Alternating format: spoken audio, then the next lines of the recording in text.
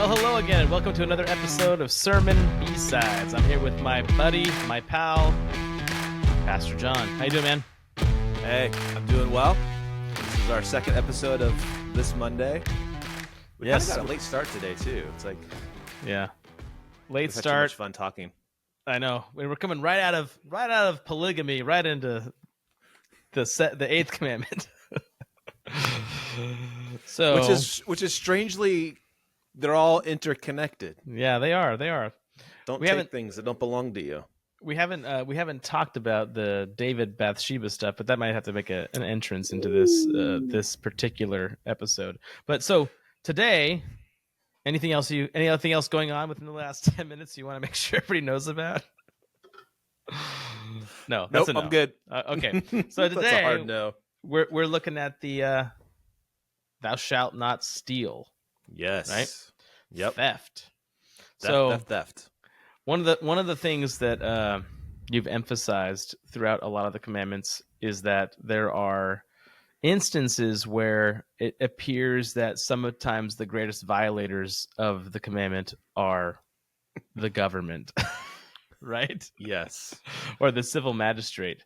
Yeah. And of course that shouldn't surprise us because the government is really just like amplified human and individuals, and theft is something that I think even as a kid, it's the one thing I can remember. Stealing things, taking things that were not mine. I can remember that being, one of the more obvious instances of sin in my life. Right. So, but could you talk a little bit about? First, let's just talk about the government thing. What would you say about the eighth commandment? That's what we're at, right? The eighth commandment and the government. Yeah. Well, that's kind of an open-ended question. I went into it, I think, in more details was it in the coveting? Yeah. Sermon on national debt and printing money and all that stuff, but that's also part of the stealing thing. So, with all the commandments, like you've said, there is a world that we are being introduced to, or a world that is assumed. Mm-hmm. Yep. And the commandment to not steal is built on the fact and the assumption of personal property ownership and personal property rights. So yep. I cannot steal something from you if you do not lawfully and legally own it. Yep. Right. So when God tells his people, sorry, I'm backing away here, don't steal, right? What he's also saying is that people own things, that people have property. There are things that belong to others, that we acquire goods and resources legitimately through work, through the earning of a wage, the saving of money, the transaction. Either you're trading money for something, or you're trading work for something, or you've got a skill that you are leveraging and using, but we are acquiring our goods through legitimate means. And when our goods are acquired in that manner, which is according to God's design, that we genuinely own them, we have rights, and that those rights are not to be violated either by a neighbor or by the magistrates, mm-hmm. or by a governor. And I think there's an interesting, I think this is one of the greatest nails in the coffin for the communist and socialist ideology, because at the foundation of that ideology is the notion that personal property is a lie, right? Mm-hmm. Yep. So you have everything, and also thus the notion of equity, meaning everything gets evenly distributed, right? And including financial outcomes. That is pretty anathema to this commandment, because it assumes that people have property and it can't not just be taken from them and Correct. given to another. Yeah. So when and I guess that was kind of the main thing I was thinking about. Like you have the whole like taxation is theft thing, which would be kind of interesting to get into some of the Yeah, dynamics. we I we feel should like do that. we'll get there, but I think that this idea of property is actually crucial for understanding um, a lot of the. It's kind of undergirding a lot of the ideologies that are in the zeitgeist of the day, right? Yep. So Yep. and because this idea that you have property um, means that you have a right and responsibility to use it as obviously to honor God, but like it's not somebody else's decision on what you do with it, right? Like, Mm-hmm. so could you talk a little bit about how, I guess, um, maybe a little more, maybe you can go into more depth on how this commandment, uh, addresses some of those Marxist understandings of property and Yeah. uh, Yeah. So, you've heard it a million times that people will quote Acts 4. So they had all things in common. And see, there it is. There's communism, right? It's even got the word common in there, which is the root of what communism is, which it's very, very clear if you just read the next chapter. And if you didn't have any rest of the Bible, if you just read Acts 5, you would find out that what's happening in the early church is not communism. In fact, communism would make what's happening in the early church impossible. So in yes, communism, the state owns the means of production. There is no privately owned anything, right? The state owns everything, and then you are subservient to the state. That's not what's happening in the early church at all, and that becomes very clear in the next chapter when you have the instance of, was it Ananias and Sapphira yes, yep, who had personal property and of their own volition had chosen to sell that property, and of their own freedom had chosen to give a portion of that property to the apostles and to the church. And when it came time to give that, the problem wasn't that they owned the property. The problem wasn't that they sold the property. The problem wasn't that they made a profit off of the property. They were, in fact, not obligated to give any of that to the apostles. They could have kept the whole thing, and it would have been fine. The problem is that they lied about what they had sold it for and given. yep, And so either are trying to really present themselves as being more generous than they actually are, or whatever. But Peter makes it very clear that the problem is that they lied to the Spirit. That's the problem. yep, But yep, that whole scenario is only possible because they actually owned private property. yep, And the thing that's happening with the generosity in that's described in Acts 4 by Luke is people owning things, selling it, and then of their own volition choosing to give their profits, or whatever they had gained. They're choosing to contribute that to people who were in need. yep, But there is in no way, shape, or form the apostles assuming ownership of all of the means of production or all of the property. That's not happening at all. Neither are they telling people you cannot own things, you must sell it and give us the money. That's not happening either. You have this somewhat spontaneous, spirit kind of empowered, motivated, gospel motivated generosity, and people are taking things that they rightfully own and they are freely choosing to sell those things and then to contribute some of that to the church body based on need. But that is only possible because they did actually have private property that they owned. yep, So it's completely antithetical to communism, and this is one of the problems with communism. And there's many problems with it, but one of the things that's wrong with communism and socialism is that it robs people of the joy of generosity. yep, You no longer get the joy, and there is a gift that the giver receives. So when yep, you make a sacrifice and you give either a thing or you're giving money, you're getting joy in yeah, that. what socialism and communism does is it takes the spirit out of it, and it takes the generosity out of it, and it takes the joy out of it, and it by compulsion takes from you, and then it gives some to itself, and then it distributes a little bit to somebody over here. Yes. Yep. Which is not what's happening at all in Acts, and is completely inconsistent with the commandment to not steal. It actually is. It is stealing. Yeah. You have actually more examples of like what communism looks like in the way that the temple class was issuing the tax, the temple taxes in order to quote unquote help the poor, but really they were skimming a large portion off of that temple tax for themselves. Yes. That's Yeah. That's the premise of Jerry Bowyer's book, The Maker versus the Takers. Yeah. Which I think you and I have both enjoyed. Highly recommend. Highly recommend. Yeah. If you want to, he was so helpful at like pointing out, these texts, these specifically texts in Matthew, Mark, Luke, and John that we're all familiar with, and there's just certain details about regions that when you understand the economic reality behind that region, the text just goes.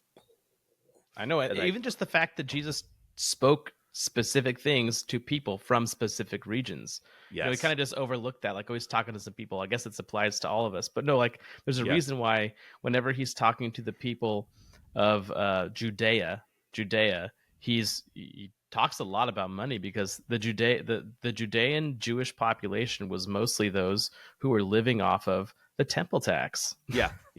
It would be like somebody warning against wealth and greed in Silicon Valley versus somebody going into a mining town and giving the same warning. It's like they're different things. Yeah, and the context would matter.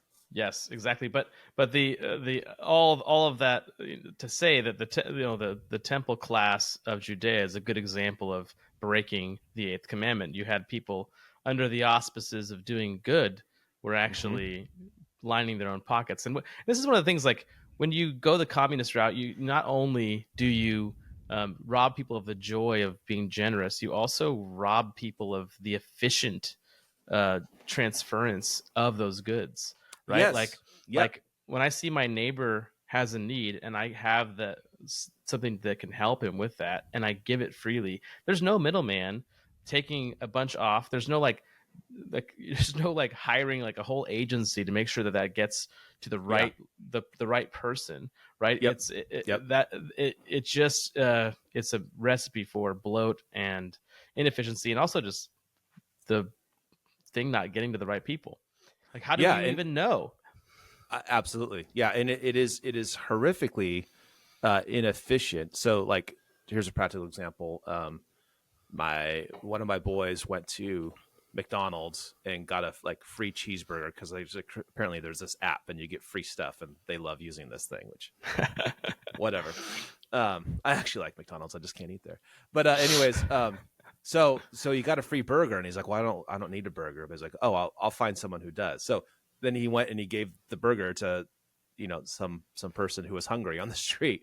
And I was like, okay, so that's like the natural way that generosity is supposed to work, right? Yeah. Communism says, let's hire an entire group of people with an office to study and take the numbers and then distribute all of the goods. And it's like, so at the end of the day, it cost about $20,000 to get a cheeseburger in a guy's hand. Yeah. Right. Whereas no, generosity, it doesn't cost anything. Yes, exactly. Right. Yeah. So that's those are the big social pieces of the eighth commandment. I think that communism is the greatest example of a violation of it, violating the very principle of personal property, and then also stealing in order to make it its goals happen, which they don't. So another piece of this commandment is, we've been talking about what are some other things that the commandment implies or assumes. And I there's something to this that reminds me a little bit of the fourth commandment about Sabbath, right? But it assumes work, right? Yep. So there's a contrast between in both the New Testament and the Proverbs between stealing and working. Mm-hmm. Could you talk a little about that and maybe the implications of this commandment on those two things? Well, yeah, in the sermon, I don't know if this is what you're thinking about, but in the sermon, I looked at Ephesians 4 because I think it's been very, very clear when Paul addresses the issue of stealing in the church, and he assumes that there were people who either had been thieves or were recently converted stealers, and in his command to them is to, he doesn't say, "Hey, stop stealing stuff." He says that they're supposed to work hard with their hands so that they have something to give. Exactly. And that is, and I take that as being that's the fulfillment of the command to not steal, right? Mm-hmm. Not stealing isn't just stop taking stuff. Yep. One of the reasons, and Lightheart was really good, like the Spirit gives gifts to men, right? What are those gifts for? Well, in part, those gifts are for the edification of the body, right? Yep. And so when God gives us resources and he gives us a skill and we're able to go work with our hands and produce an income, part of the purpose of God giving us that gift is that others can benefit from that. Yep. Which is something that we freely give, which is why Paul says, stop stealing, get a job, and then start giving. Yep. So in order to really honor like the heart of what the commandment is like you need to have a job, and you need to learn to honor hard work, to enjoy good work, to see work as something that is good. Yes, there is toil in our labor because of the curse in Genesis 3, but the fact of labor is not a problem. Yeah. That's not part of the curse. Like Adam was supposed to work the garden and to protect it. And that was before there was sin in the world. So yeah, it's become harder to do that. And if it constantly feels like the creation is working like against us, and that's part of the curse, but we're made to work, and we're called to work. And so we have to learn the honor of a good work ethic, and work diligently and resist the temptation to be lazy and to not be slothful, as the Proverbs warn us against, and to consider the ant and the work and the labor and the effort and the commitment. So so the commandment is holding up the integrity of work and a solid good work ethic, and then also reaping the rewards of work, because people who work typically have a place to live and typically have food on their on their tables, and also have something to share with those who do not. Yep. The way that the Marxist looks at all this is that it's one big pie, and if you have anything, you took it from somebody else. That means that all property is de facto theft, right? Yeah. But in God's economy, God is the giver, and what you gain through your labor is a gift that He gives to you to enjoy. Like there's nothing wrong with enjoying the fruit of your labor and buying something nice. Like I think that a lot of times Christians get kind of guilt manipulated into thinking that that's not good. Like you can't enjoy good things or fancy things. Like you like, no, you need to live in sackcloth. Like that's a little bit of a I think that doesn't appreciate the gratitude that we're called to have for God's good things. You have gratitude for things when you have them. So I love the Westminster guys. I've been brought up Westminster on a lot of the commandments because when I taught through, I was just like, man, these guys just saw a lot of the implicit things in these commandments. And one of the things that they say in for this commandment is like they say that it requires the lawful procuring and furthering the wealth and outward estate of ourselves and others. So according to the Westminster guys, like this commandment requires that you lawfully procure and further your wealth. Like because stealing is would be the opposite of that. It's the unlawful procuring and furthering of your outward estate, Yeah. right? And Right.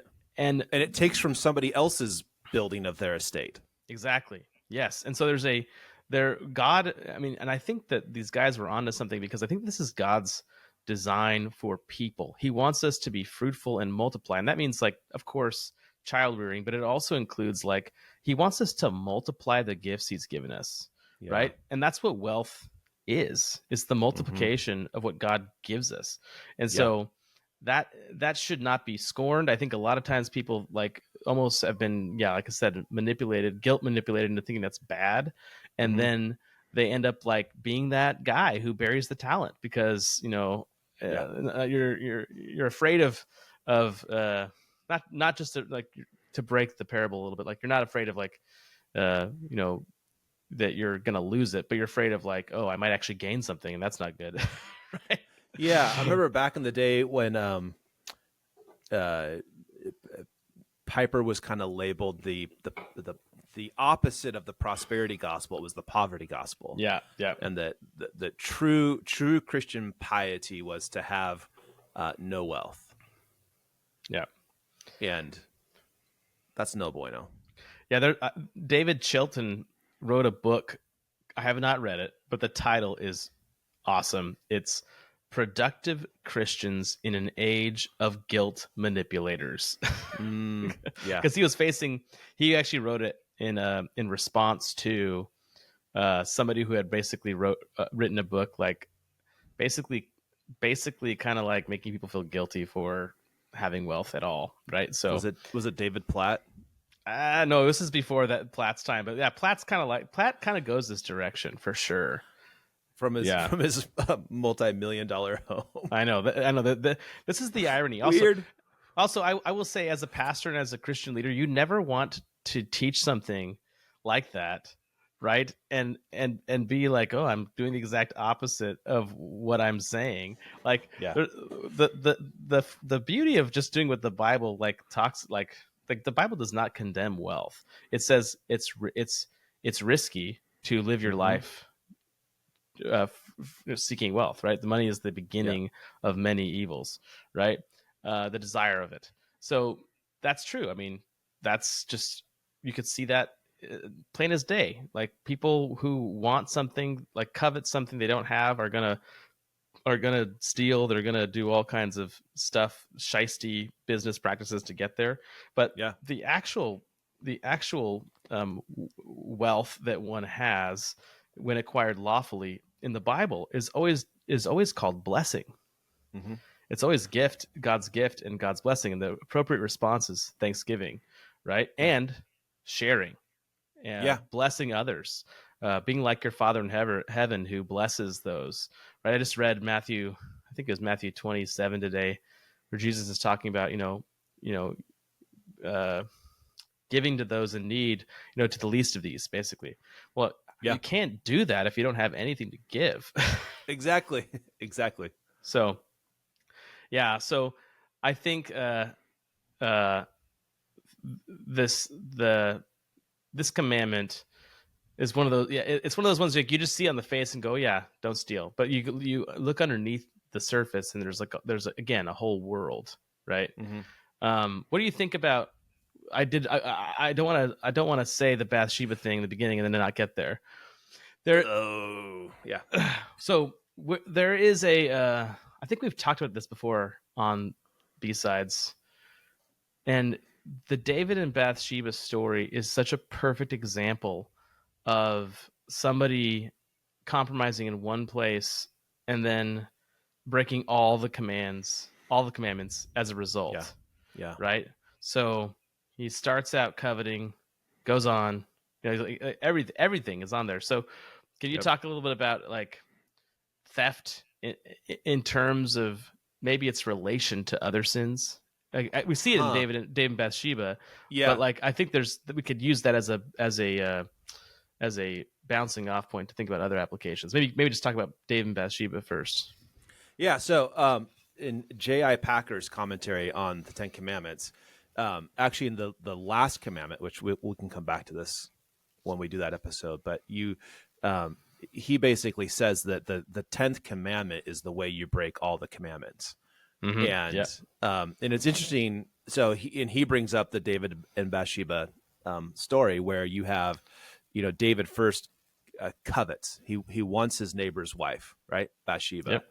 and then he goes and he takes her, and so he steals, and then Yep. he has sex with her, so he commits adultery, and then he sends Uriah, her husband, into basically a military hot zone where it's certain that he's going to die, and so he commits murder, and then he actually lies. He tries to cover it up too. Yeah. Yeah. He tries to lie by bringing Uriah home, thinking that, oh, a man from war comes home, he's gonna be with his wife, and Uriah is actually too good of a man to enjoy a blessing that his men on the front lines can't enjoy, and so so then David tries to lie about it. It doesn't quite work, but he's essentially lying by sending Uriah, to the to that kind of to the front lines to die. So you've got coveting, you've got stealing, you've got lying, you've got adultery, you've got murder, right? All happening, but it starts with coveting, Mm-hmm. and I think there is a certain without being like strict with this, there is a certain reverse order to the commandments that the closer you get to the end, those are the almost like gateway sins or gateway drugs Mm-hmm. that open the door in further. Yeah. And particularly with coveting, it's really hard to know when you're coveting. Like, what is the exact line? Like, the other commandments aren't so hard to know, like adultery. I think I joked in the sermon, like, nobody other than Jacob ever was like, I had no idea this was my wife, or wasn't my wife, because it literally wasn't.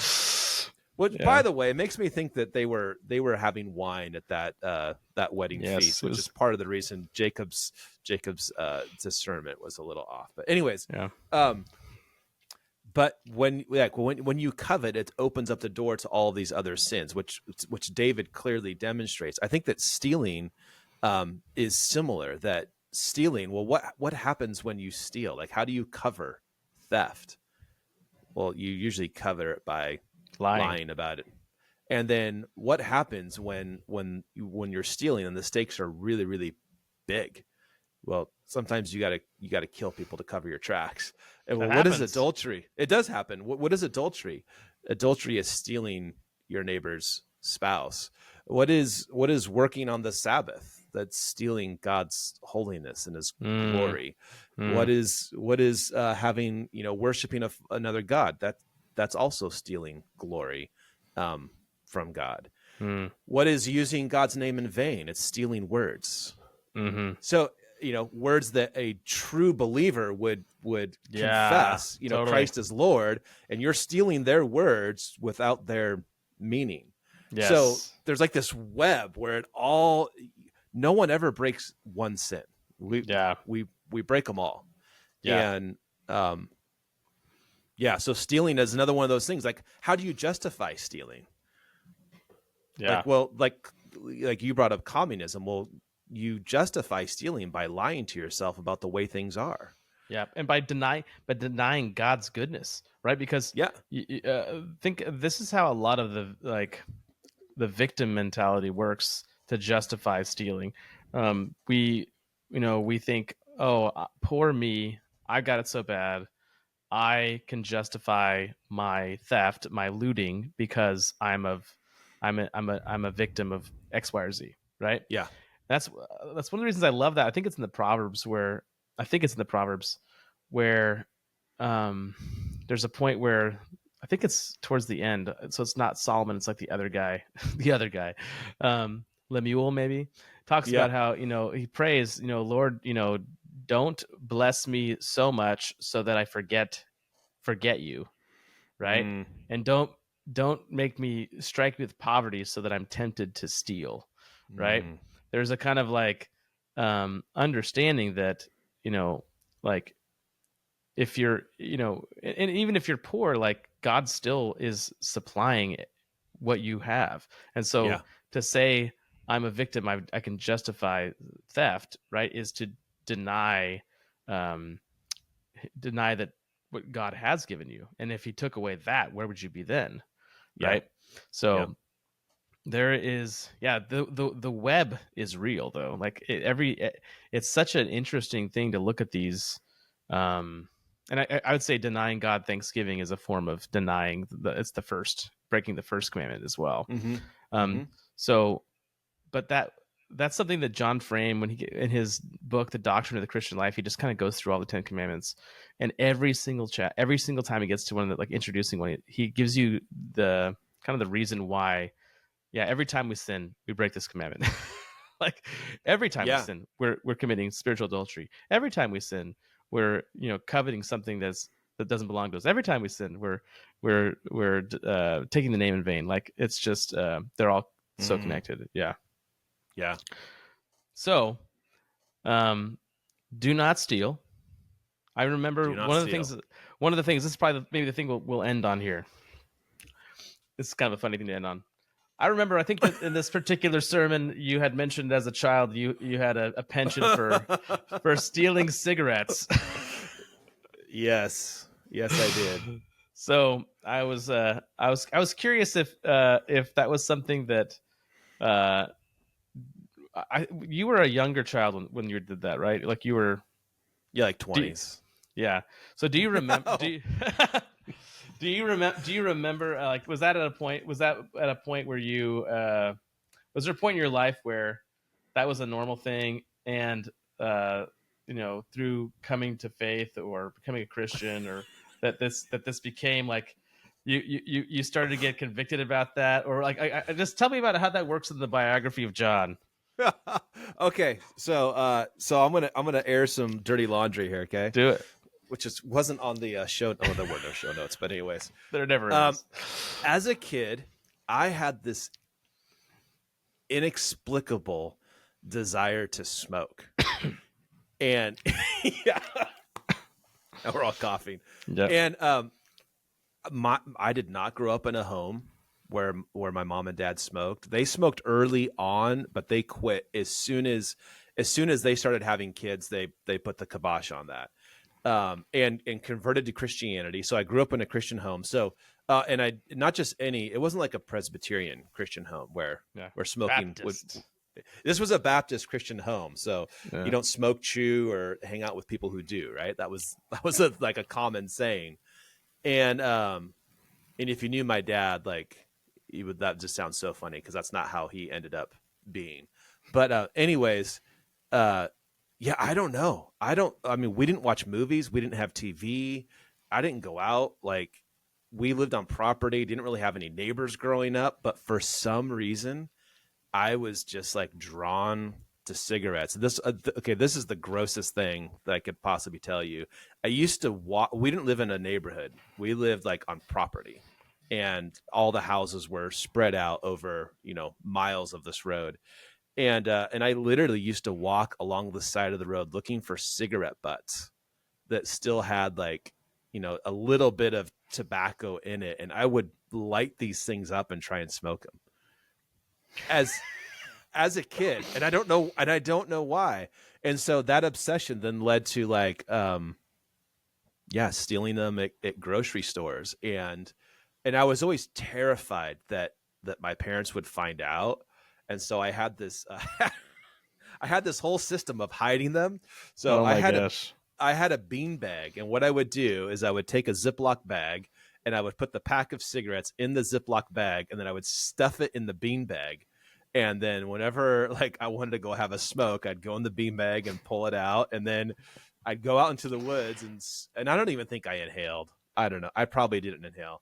And of course, like, you can't smoke a cigarette without smelling like a cigarette. Oh, you can. Yeah. It's just impossible. Then I'd come home and then I'd be like terrified, like, oh, like, why do I smell like cigarette smoke? Where, I don't know. So yeah, that was weird, man. It was weird, and it went on for quite a while. And I remember one time. So I think this was probably, like around fifth, sixth, seventh grade, somewhere around there. I remember being at a grocery store, and I was scoping out some smokes to steal. And I knew that the clerk was watching me, and it just kind of scared me. And that's like the last time, like maybe that's the first time I had a conscience about it. Sure. And that was like the last time I was like, this is stupid. I'm not stealing cigarettes. So that's the end of the saga. The end of, yeah. So I think I still was like a little like intrigued by smoking, and being in the music scene like encouraged that, of course, and stuff. But yeah. It is a weird chapter in my life, and I don't know where it came from. I still absolutely love the way cigarettes smell. I know. I love the smell of a burning cigarette, and brings smiles to my face. But I don't steal them anymore. I can say that. Praise God. I have a job and I buy them. Yeah. I don't smoke cigarettes. I smoke a pipe now. That was a thing. I can't own cigarettes. I'll just smoke them all till they're gone. Yeah. I have I tend to have that problem too. There's a buddy I used to get together with, and every time, he didn't live here, so it was like, 2 times a year we'd get together, and it'd be like, man, single malt and smokes, and it would just be perfect pairing. Yeah, it wasn't good for my health. So yeah. So that's the stealing story. Well, these two ended on both. The last 2 episodes ended on fun topics at the end of both of them. Was it polygamy and smoking? Exactly. Well, everybody, thanks for hanging out with us. Thanks for checking out Sermon B-Sides. Until next time, trust Christ, go to church, and love your neighbor, and don't steal cigarettes. Yeah, we're sorry.